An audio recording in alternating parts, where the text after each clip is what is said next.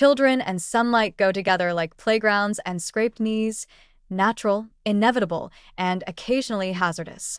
But beneath the joyful chaos of backyard games and sticky sunscreen bottles lies a more delicate biological balancing act: how to ensure kids get enough sun to fuel healthy bone development without inadvertently raising their lifetime risk of skin cancer.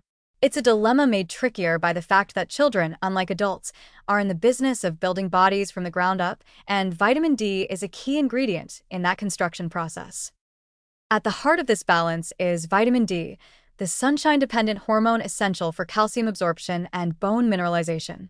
During childhood and adolescence, when bones are growing rapidly and the skeletal framework is being established for life, a steady supply of vitamin D is non-negotiable.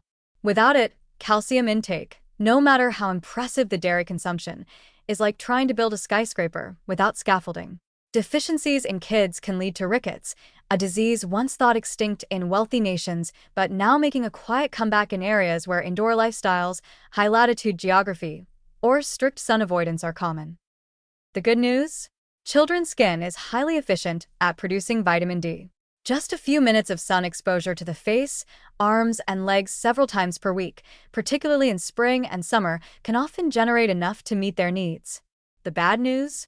That same skin is also more vulnerable to UV damage.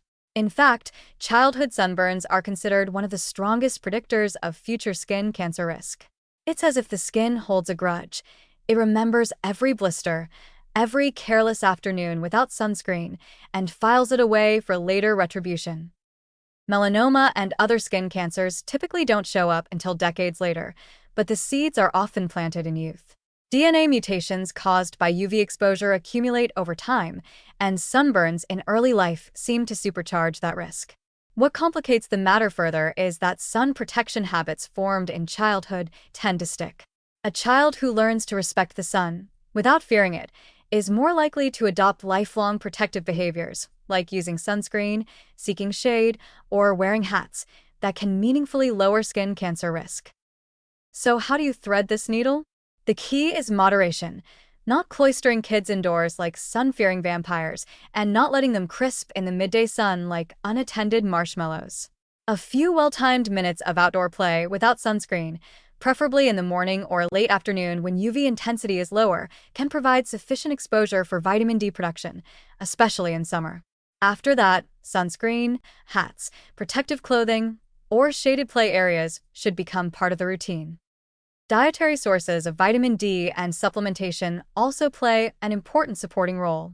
Fatty fish, egg yolks, fortified dairy products, and vitamin D drops or chewables can help cover the gap, particularly in winter or in children with darker skin tones, who require more sun exposure to produce the same amount of vitamin D due to higher melanin levels. Pediatricians often recommend supplements for infants and young children regardless of sun exposure, especially for those who are breastfed, as breast milk alone is typically low in vitamin D. Then there's the social piece, making sun safety part of the culture. Schools, summer camps, and sports leagues can all help model good habits. A child who sees sunscreen as something normal and non-negotiable, like brushing teeth or wearing a seatbelt, is far more likely to carry that mindset into adulthood. The paradox of children and the sun is that the very rays that help them grow can also mark their skin with long-term consequences.